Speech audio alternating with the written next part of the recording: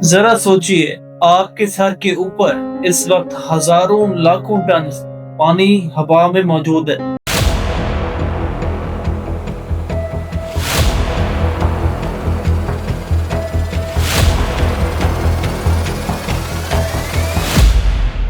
लेकिन वो नजर नहीं आता, ना ही महसूस होता है।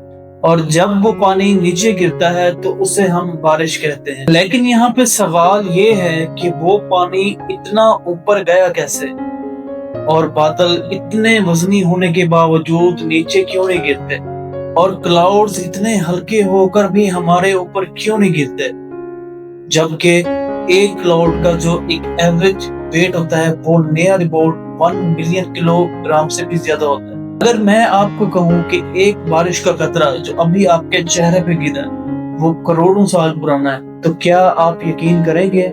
चलिए हम इस पूरे राज से पर्दा उठाते हैं। यहाँ पे साइंस और ऐसे फैक्ट्स को हम देखेंगे जिनके बारे में पहले आपको पता नहीं होगा। बारिश समझने से पहले एक चीज समझनी जरूरी है, पानी खुद ऊपर नहीं उठता, उसे ऊपर ले जाने वाला एक इनविजिबल प्रोसेस होता है जिसको हम कहते हैं एवोपरेशन। जरा सोचें, समंदर, दरिया, झील, तालाब और हत्ता के आपके घर के सहन के अंदर रखा गया एक छोटा सा बर्तन जिसके अंदर पानी मौजूद है, सूरज की जो एनर्जी होती है उसको एवोपरेशन बनने के लिए मदद देती है।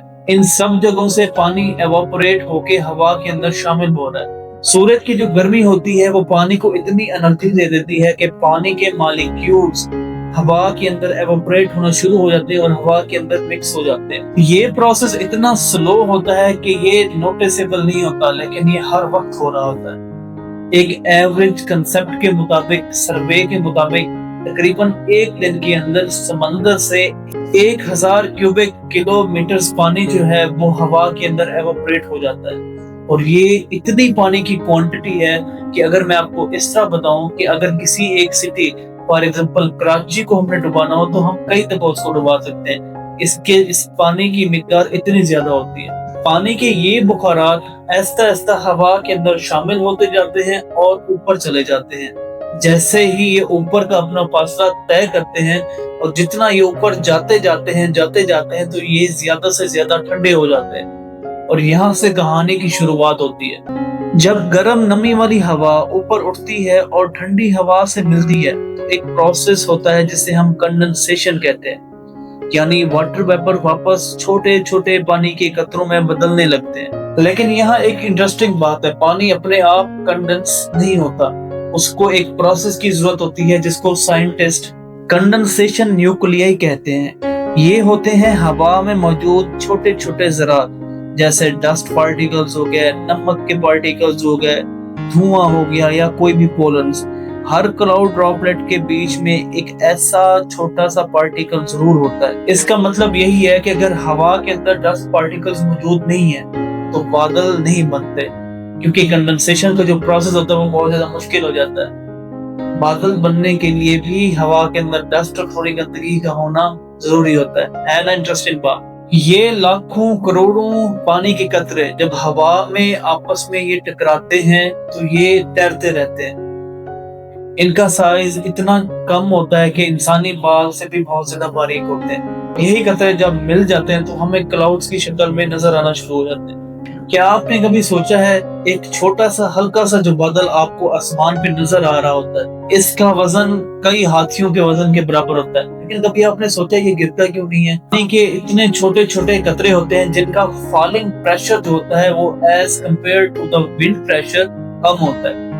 जो विंड का प्रेशर होता है वो उसको अपवर्ड ही रखता होता है, विंड प्रेशर जो होता है उसको अपवर्ड पुश करता है। और यही वजह है कि ये हवा के अंदर फ्लोटिंग करते रहते हैं, तैरते रहते हैं। अब यहाँ पे सवाल ये आ जाता है कि अगर ये बारिश के कतरे इतने छोटे होते हैं तो बारिश कैसे होती है, कैसे आखिर ये सारा प्रोसेस होता है, और उस प्रोसेस के जरिए जो पानी के कतरे होते हैं वो हवा से ट्रेवल करके जमीन तक पहुंचते हैं और जिसे हम बारिश कहते हैं। आइए ये जानते हैं। यहाँ पे एक प्रोसेस है जिसको हम कोलिजन एंड कोल्ड सेंस कहते हैं। ये वो प्रोसेस है जिसमें पानी के जो कतरे होते हैं वो छोटे छोटे मिल के उनका वजन इतना हो जाता है कि उनकी जो फोर्स होती है वो हवा की, विंड की अप पुश करने वाली फोर्स से विंड की ऊपर पुश करने वाली फोर्स ज्यादा हो जाती है। जैसा ही वो ज्यादा हो जाती है तो ग्रेविटी के असर की वजह से वो पानी के जो कतरे होते हैं वो जमीन पे गिरना शुरू हो जाते हैं, जिसको हम कहते हैं कि बारिश होना स्टार्ट हो गई है। यहाँ पे एक और इंटरेस्टिंग बात आ जाती है कि समटाइम्स ऐसा भी होता है कि गर्मियों के मौसम के अंदर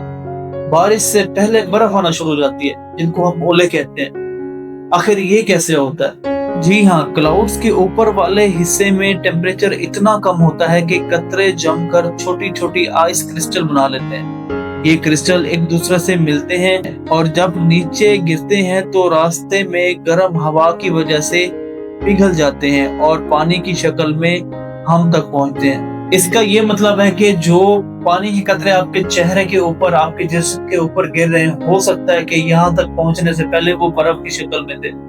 अब हम कुछ ऐसे फैक्ट्स पे बात करते हैं जो आपको पहले पता नहीं होंगे, कुछ ऐसे हैरान कर देने वाले फैक्ट्स। बारिश का जो पानी होता है वो बहुत पुराना होता है।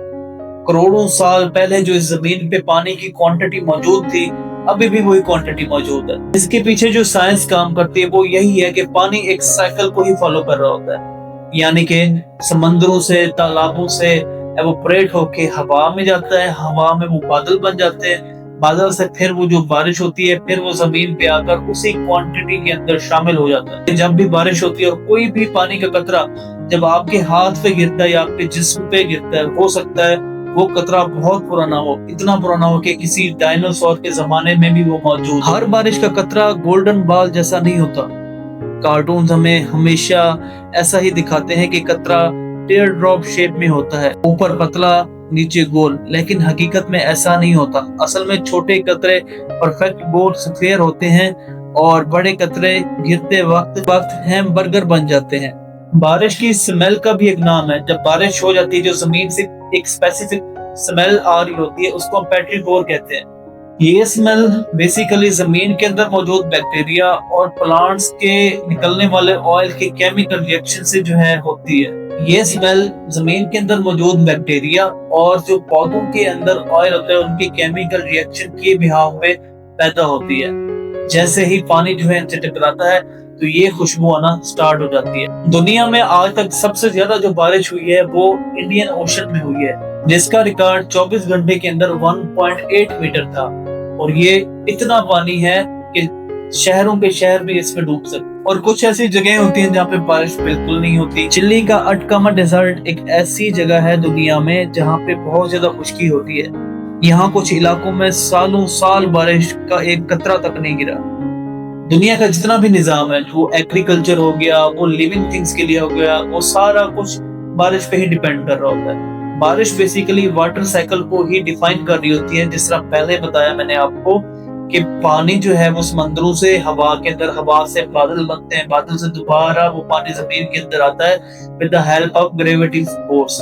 अगर ये प्रोसेस ना होता तो जमीन का जो पानी है वो एक ही जगह पे जमा होता रहता और ये पानी कभी ट्रेवल ना करता और इस समंदर में ही रहता और जमीन में खुश्की हो जाती, जिसके बिहार पे आप एग्रीकल्चरल लैंड खराब हो जाती और आप ये सारी प्रैक्टिसेस ना कर सकते और जितनी भी लिविंग थिंग्स हैं वो डिस्टर्ब हो जाती, इवन ह्यूमन बीइंग्स भी डिस्टर्ब हो जाता है। तो अगली बार जब आप बारिश में नहा रहे हो या आप बारिश के कतरे आपके जिस्म पे पड़े या आपके हाथ पे पड़े तो ये जरूर सोचिएगा कि वो काफी टाइम पुराने हो सकते हैं। अगर आपको ये वीडियो अच्छी लगी हो तो लाइक, कमेंट और शेयर जरूर कीजिएगा। Thank you.